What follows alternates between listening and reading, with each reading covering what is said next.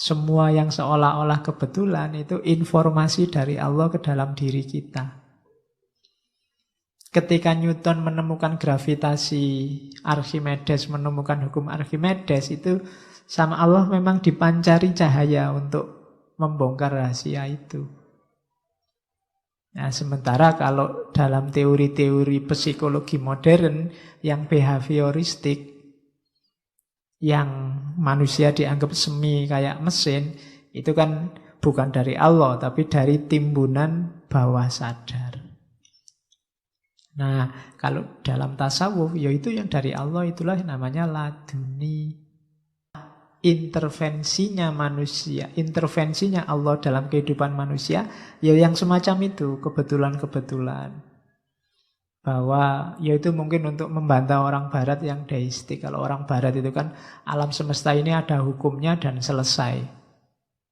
Berarti Tuhan itu setelah menciptakan alam semesta terus liburan santai-santai di kantornya, besok kalau kiamat baru menghisap. Tapi tidak, Allah selalu terlibat dalam hidup kita. Makanya kita boleh berdoa, boleh berharap. Dan Allah juga intervensi-intervensi, termasuk dalam model dunia ini kan Allah intervensi.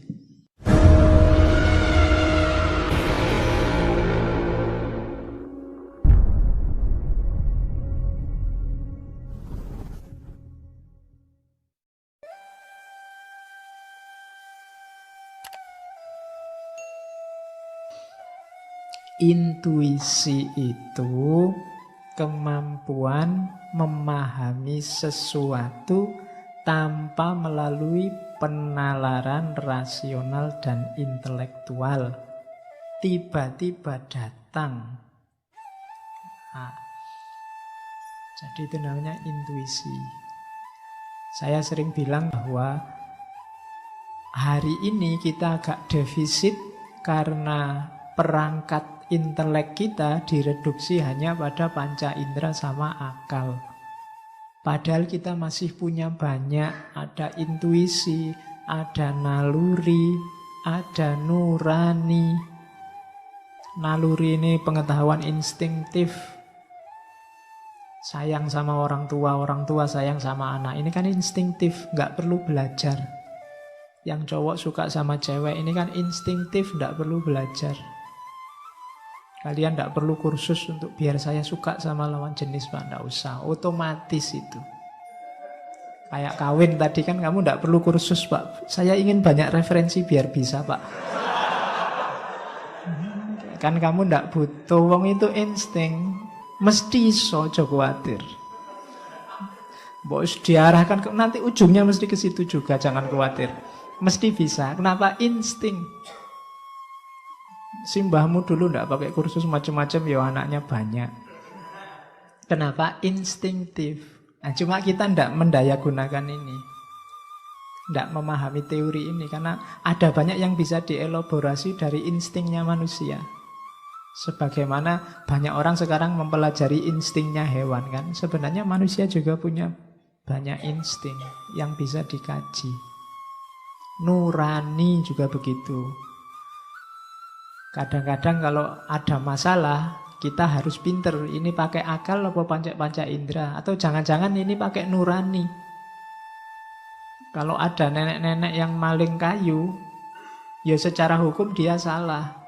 Cuma dia malingnya karena sudah tua, tidak punya keluarga, tetangganya pelit. Terpaksa dia ngambil kayu dijual untuk makan. Nah ini kan yang maju bukan hukum lagi, bukan akal lagi bahwa dia salah, tapi nurani. Moralitas. Oh, ini juga alat pengetahuan yang tidak tergarap serius di dunia modern. Kenapa hoax, berita palsu, dan yang sejenis itu sekarang merajalela? Karena waktu kita nulis berita palsu, nuraninya mesti tidak dipakai. Tidak sadar yang kita jelek-jelekan, yang kita jatuhkan itu manusia yang punya martabat. Ketika nurani tidak bunyi, ya martabat manusia jatuh. Nah, itu kita juga miskin untuk belajar. Termasuk ini, intuisi. Jadi pengetahuan yang memang di luar rasio. Kalau kalian ngomong, wah tidak masuk akal, ya memang pengetahuannya di luar akal. Jangan hari ini jangan kaget, jangan bingungan kalau ada statement yang tidak masuk akal. Tidak masuk akal bukan berarti salah, bukan berarti keliru. Contohnya intuisi ini, jenisnya banyak. Kalau secara teori psikologi, intuisi itu misalnya ada jenis pertama, immediate apprehension, direct knowing. Contohnya, kalian tiba-tiba pingin baca buku. Ternyata begitu membaca buku itu, oh iya ini informasi yang tak cari-cari dulu. Itu jenis intuisi. Tiba-tiba ingin ngaji. Begitu berangkat ke sini, oh ini temanku lama tidak ketemu sekarang ada di sini. Nah itu jenis intuitif. Itu kan kebetulan Pak. Lah iya, tidak rasional kan, tidak masuk akal kan. Karena memang di luar ranah rasio, direct knowing. Jadi itu jenis pertama yang sering kita sebut kebetulan. Atau unconscious mind. Itu pun jenis intuisi.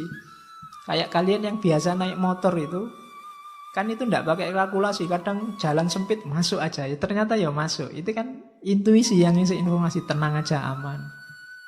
Masuk. Kayak itu contohnya ya mobil, supir itu kadang-kadang kan ya. Kalkulasinya kalkulasi intuitif aja. Unconscious. Kenapa?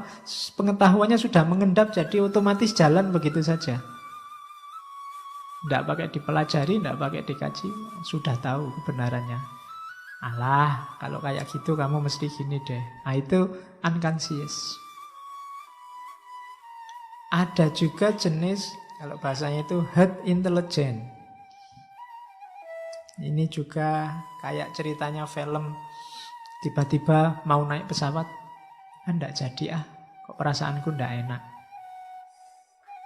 Ternyata begitu nggak jadi naik pesawatnya kecelakaan. Itu herd intelligence. Jadi ya kayak kalian misalnya besok kalau mau ndak masuk kuliah bilang aja ke dosennya, kok kemarin ndak masuk, perasaan saya nggak enak Pak. Iya.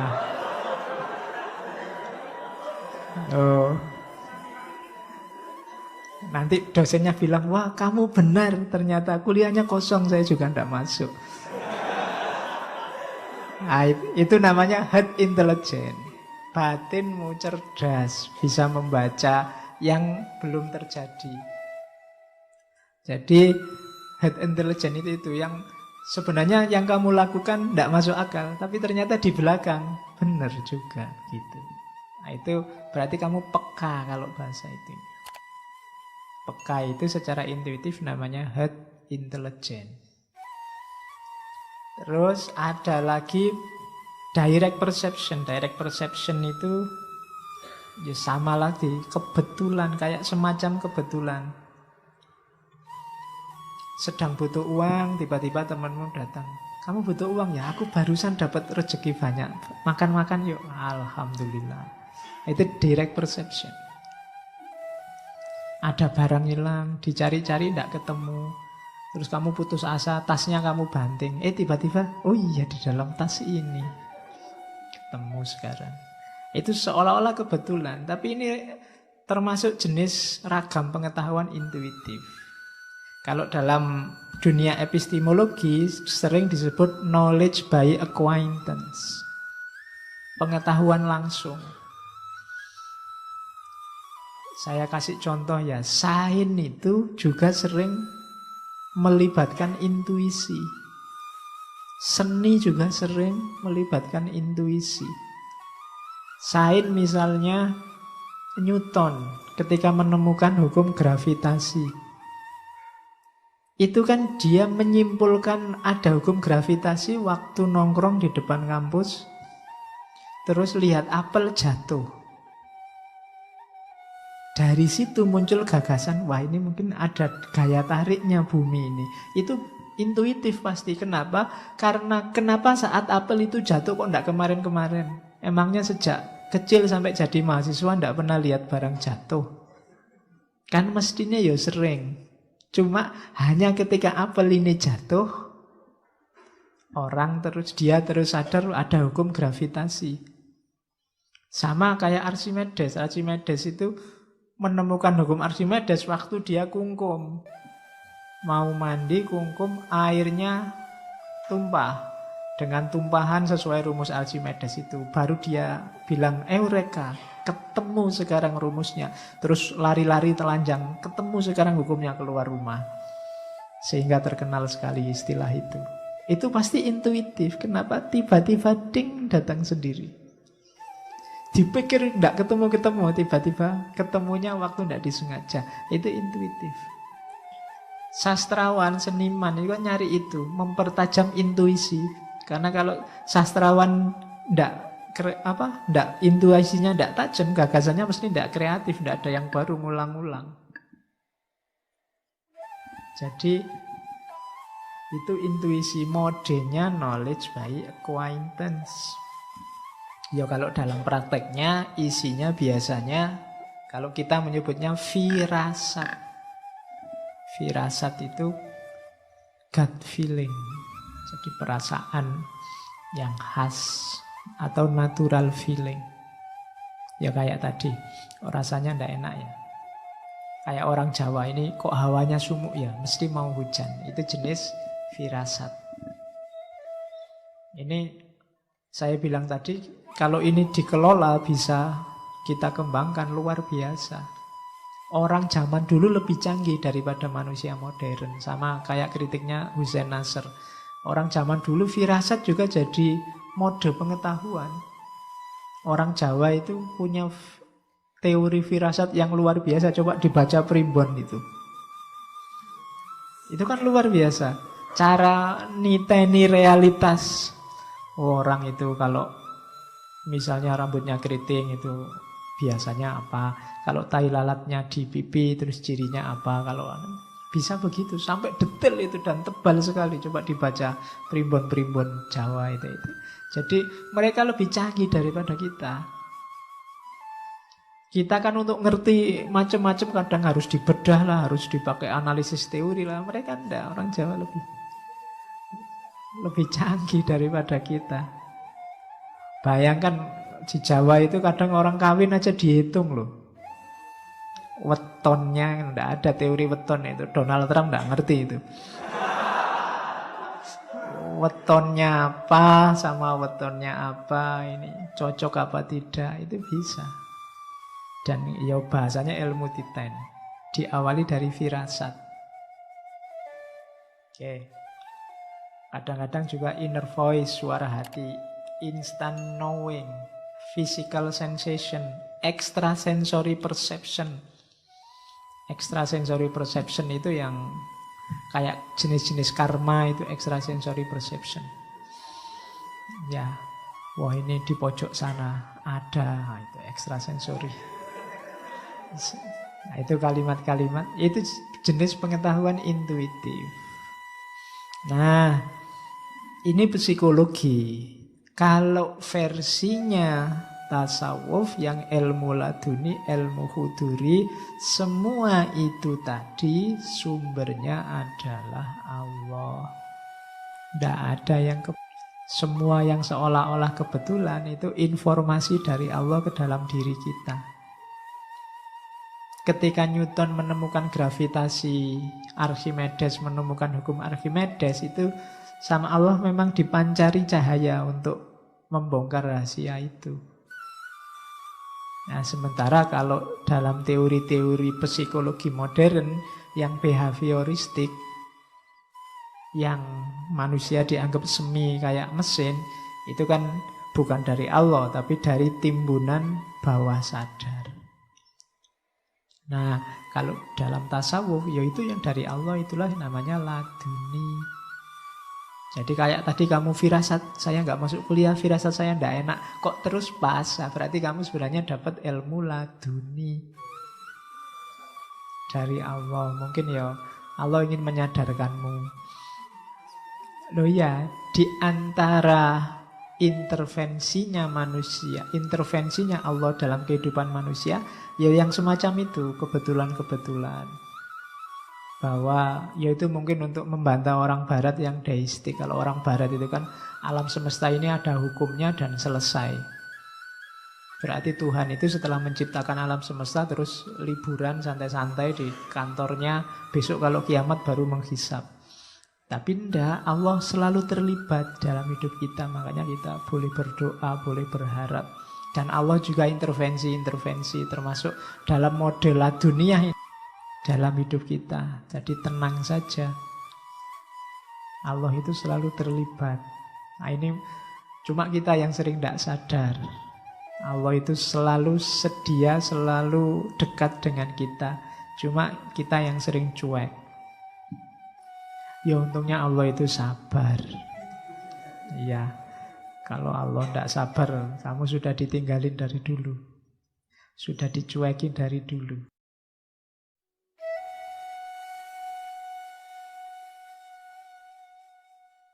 Nah, cuma syaratnya jiwanya harus bersih untuk ta'alum robbani. Jiwa yang kotor, mungkin Allah melimpahkan, seandainya Allah melimpahkan pun tidak akan terbaca. Kayak kita tiap sholat berdoa, ihdinas siratal mustaqim, mungkin Allah sudah ngasih hidayah, menunjukkan jalan yang lurus. Kok kamu tidak ketemu-ketemu jalan lurusnya, mungkin petunjuknya Allah tidak terbaca. Kalau dilihat betapa sayangnya Allah pada manusia, insya Allah kalau kamu membaca Fatihahnya serius, itu kamu beneran sama Allah dikasih petunjuk. Dikasih petunjuk jalan yang lurus. Kenapa tidak terbaca? Kenapa kamu masih kebingungan? Mungkin karena jiwamu gelap. Ya kayak ruangan yang gelap itu loh. Seindah apapun isinya tidak kelihatan. Maka kita butuh jiwa yang jernih.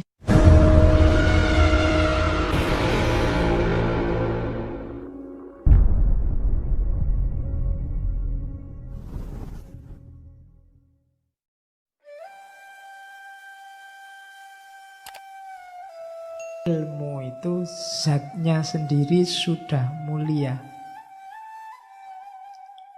Jadi ilmu itu sebenarnya jenis apapun, hakikatnya dia sebagai ilmu itu mulia. Logikanya simpel. Kenapa? Karena ilmu lawannya kebodohan. Tahu lawannya tidak tahu. Kalau tahu itu cahaya, ketidaktahuan itu kegelapan.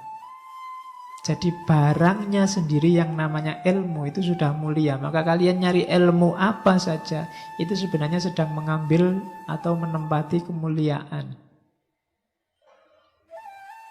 Cuma ya itu tadi, kita ilmunya agak terbatas di rasio dan empiris. Tapi sebenarnya ilmu apapun, termasuk yang primbon-primbon dan macam-macam tadi, sebenarnya hakikatnya itu pengetahuan yang mulia, karena lawan dari ilmu itu kebodohan. Maka belajarlah tanpa pilih-pilih guru, pilih-pilih materi, apapun yang terjangkau pelajarilah. Itu teorinya Ghazali. Meskipun demikian, kalau bisa carilah ilmu yang utama. Meskipun objek ilmu apapun itu mulia, tapi dahulukan yang utama. Pengetahuan untuk hal-hal yang lebih utama. Dan di antara yang utama itu, yang paling utama adalah pengetahuan ketuhanan. Pemahaman tentang Tuhan. Ini yang saya tidak tahu, tradisi pemahaman ketuhanan itu tidak menonjol lagi di dunia Islam. Padahal itu mungkin ciri khas kita. Ciri khas kajian timur, orientasinya theos, ketuhanan. Jadi katanya Ghazali, objek ilmu yang paling mulia itu Tuhan. Karena kita nanti innalillahi wa inna ilaihi roji'un, dari Allah akan kembali ke sana. Maka mempelajari, kalau bahasa Jawanya sangkan paraning dumadi, asal-usul dari mana kita datang dan kemana kita akan kembali, itu adalah mengenali Tuhan. Karena kita datang dari Tuhan, kembali ke Tuhan. datang dari Allah, kembali ke Allah. Maka objek ilmu paling mulia adalah Allah. Kita sejak kecil dikenalkan oleh Allah untuk diyakini. Jarang yang dikenalkan secara dalam atau diarahkan untuk lebih mengenal. Biasanya kita pokoknya yakinlah Allah itu ada, titik. Jarang di antara kita yang secara serius mengkaji Allah, hakikatnya, sifat-sifatnya. Mungkin hanya mahasiswa jurusan tertentu yang bahas itu. Itu pun ya sak senengnya dewe. Jarang yang sampai dalam. Padahal itu objek ilmu yang paling mulia. Hakikat kita nanti di situ. Dari Allah kembali ke Allah. Kalau kita Allahnya tidak kenal, kalau Allah itu hanya sebagai untuk diyakini kemudian ngasih kewajiban-kewajiban, itu kan rasanya Allah itu kayak majikan kita. Kita diperintahi macam-macam dan kita tidak kenal dia. Jarang orang yang intensif berusaha mengenal atau diperkenalkan dengan Allah. Makanya ilmu yang nomor 1 kalau di Ghazali tauhid. Kita harus kenal Allah. Kalau kenal aja ndak, jangan membayangkan bisa jatuh cinta. Tak kenal maka tak sayang. Jadi di antara kuncinya kenapa kita susah bisa mencintai Allah, karena mungkin kita tidak kenal. Kenal aja ndak, gimana bisa cinta? Apalagi sekarang ilmu kita hanya ilmu materi sama ilmu rasio. Positivistik, hanya percaya yang ada faktanya, ada gambarnya. Wassalam sudah kan? Allah itu sudah gaib. Kita tidak kenal lagi. Kok disuruh mencintai? Jauh. Maka objek ilmu yang utama nomor 1 adalah ketuhanan. Jalannya lewat apa? Katanya Ghazali, wadahnya ilmu itu jiwa.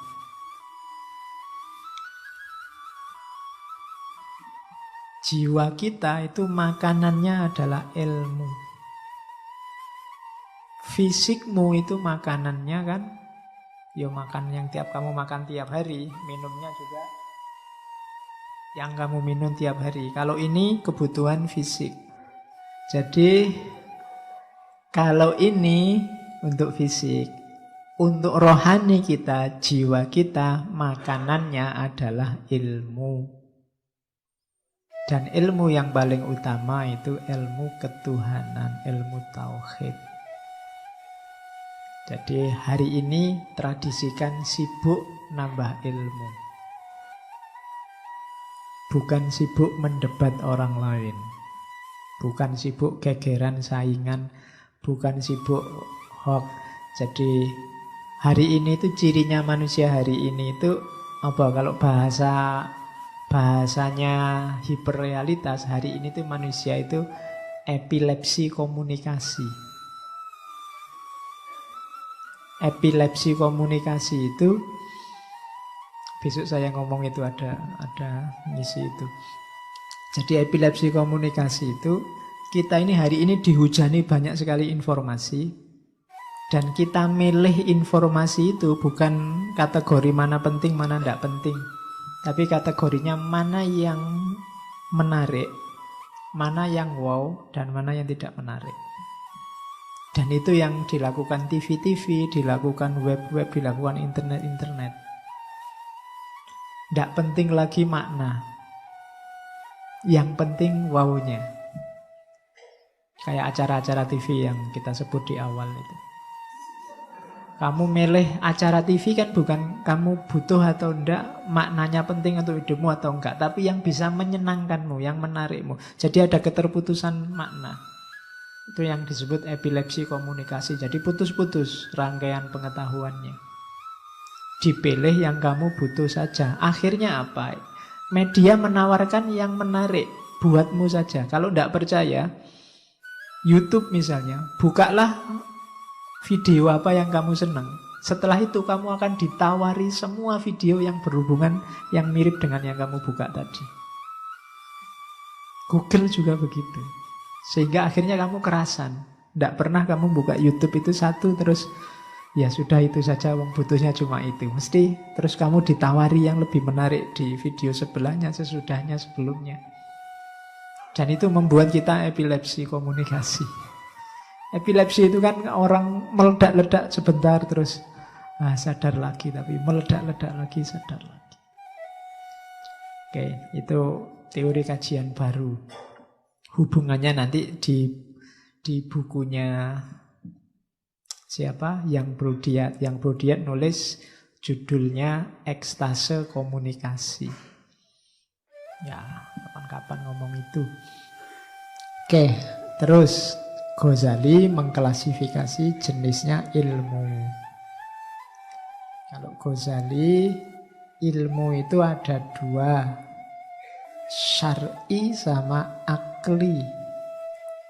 Nah, ini kalau kalian nanti belajar atau ngajar filsafat ilmu, bagian ilmu-ilmu keislaman boleh pakai kategorinya Ghazali ini. Ini belum di Ihya. Kalau di Ihya nanti ada kategori etisnya. Kategori etis itu ilmu ada yang mahmudah, ada yang madhmumah. Ada yang fardu ain, ada yang fardu kifayah. Filsafat itu fardu kifayah. Tidak perlu semua orang ngerti filsafat, nanti malah kacau. Ya, sebagian sudah ngerti filsafat cukup. Tapi tauhid itu fardu ain. Semua orang harus ngerti tauhid. Ibadah mahdoh itu fardu ain. Yang syar'i ada dua, ilmu usul dan ilmu furu'. Ilmu usul itu bukan berarti ilmu yang ngajari caranya usul. Ya, usul itu maksudnya ilmu pokok, yaitu tauhid. Makanya Fakultas Usuluddin itu mahasiswanya banyak usul, karena namanya usul pokok. Ya, oke. Isinya tauhid. Yang kedua ilmu furu', ilmu cabang. Di antara ilmu cabang itu ya fikih. Fikih itu termasuk haknya Allah, ibadah. Ada muamalah. Muamalah itu termasuk haknya hamba. Muamalah nanti oleh Ghazali dibagi dua. Hak hamba itu muamalah sama mu'aqodah. Muamalah itu hubungan sosial, mu'aqodah itu hubungan ekonomi. Jadi hak Allah, hak hamba, dan yang ketiga hak jiwa. Hak jiwa itu akhlak, moral, etika. Itu termasuk ilmu syar'i. Yang ingin belajar agama, silahkan milih yang diminati, yang usul, yang furu'. Kalau yang furu' boleh milih tentang haknya hamba, tentang ibadah, atau tentang haknya Allah, tentang ibadah, atau haknya hamba, muamalah dan mu'aqodah, atau haknya jiwa, diri kita sendiri secara individu. Namanya akhlak. Terus nanti ada ilmu akli. Ilmu akli ini kalau Ghazali ya logika, termasuk berhitung, harus belajar. Kemudian ilmu alamiah, fisika, biologi, itu kita ngerti. Kemudian yang ketiga ilmu, kalau kita sebut hari ini metafisika, tentang hakikat realitas, itu ilmu akli. Jadi ilmu alamiah, fisika, hakikat realitas, metafisika, ilmu tentang berhitung atau cara berpikir namanya logika. Itulah semestanya ilmu-ilmu. Kalau ingin disebut ulama, ya kuasai ilmu-ilmu syar'i, usuliyah dan furu'iyah. Karena ulama itu warasatul anbiya, pewarisnya para nabi, mewarisi syariah. Ada juga yang akli, mungkin yang akli ini yang ulama modern, spesialis, ahli fisika, ahli matematika, ahli logika, termasuk ahli filsafat, itu ilmu akli. Jadi ada syar'i, ada akli. Kalau tentang ilmu itu.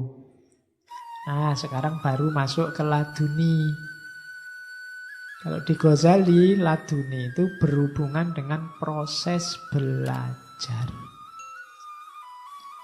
Jadi meskipun istilahnya ilmu laduni, ini bukan berarti terus ada ilmunya sendiri. Makanya kalian lihat di peta sebelumnya ini tidak ada. Lupa ilmu laduni yang mana? Tidak ada. Ilmu laduni itu proses belajarnya.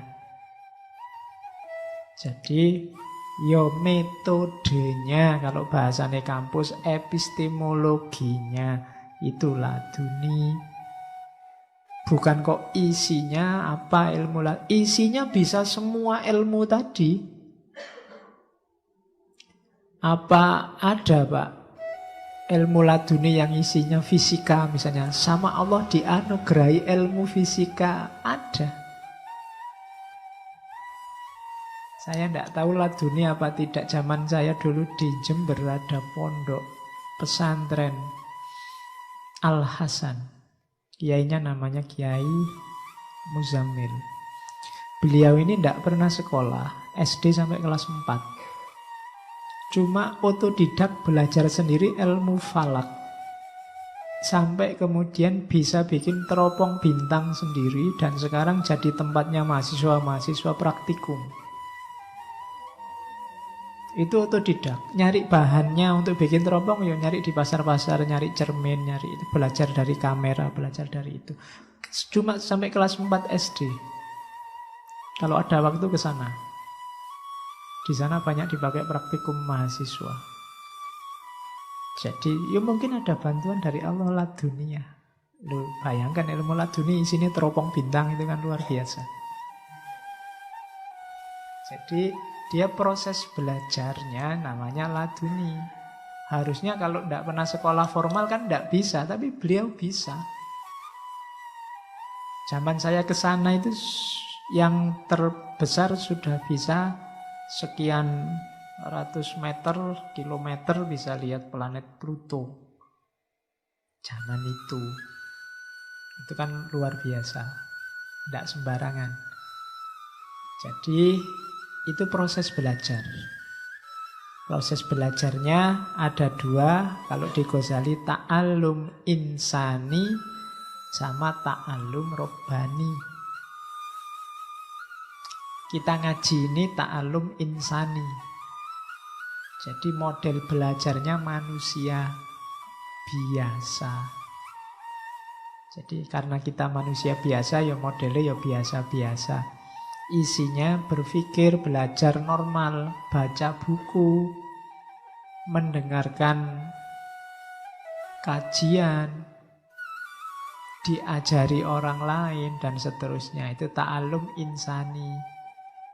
Iya, dapat ilmu, dapat pengetahuan, cuma kayak tadi sifatnya tidak hakul yakin, informatif sifatnya. Beda sama ta'allum robbani. Ta'allum robbani ini dianugerahi. Kalau di Ghazali jenisnya dua, ada wahyu, ada ilham. Jadi kalau wahyu untuk para nabi, kalau ilham untuk manusia biasa seperti kita. Ya kalau ingin cepat dapat ilham, ya kalian besok kalau punya anak, nomor 1 kasih nama wahyu, nomor 2 ilham. Sudah dapat dua-duanya sekarang. Saya sudah dapat wahyu Pak, dan dapat ilham. Oke, ya. Jadi ini proses ta'allum robbani. Pengajaran dari Tuhan langsung. Jadi itu simple. Nah, cuma syaratnya jiwanya harus bersih untuk ta'alum robbani. Jiwa yang kotor, mungkin Allah melimpahkan, seandainya Allah melimpahkan pun tidak akan terbaca. Kayak kita tiap sholat berdoa, ihdinas siratal mustaqim. Mungkin Allah sudah ngasih hidayah, menunjukkan jalan yang lurus. Kok kamu tidak ketemu-ketemu jalan lurusnya, mungkin petunjuknya Allah tidak terbaca. Kalau dilihat betapa sayangnya Allah pada manusia, insya Allah kalau kamu membaca Fatihahnya serius, itu kamu beneran sama Allah dikasih petunjuk. Dikasih petunjuk jalan yang lurus. Kenapa tidak terbaca? Kenapa kamu masih kebingungan? Mungkin karena jiwamu gelap. Ya kayak ruangan yang gelap itu loh. Seindah apapun isinya tidak kelihatan. Maka kita butuh jiwa yang jernih, katanya Ghazali. Bahkan katanya Ghazali, jiwa yang jernih itu sudah luar biasa isinya. Sudah banyak sekali anugerah pengetahuan dari Allah. Jiwa yang tidak jernih kenapa? Jiwa yang tidak jernih karena sibuk dengan kegelapan, sibuk dengan dunia, sibuk dengan materi. Analoginya Ghazali kayak mendung yang menutupi matahari.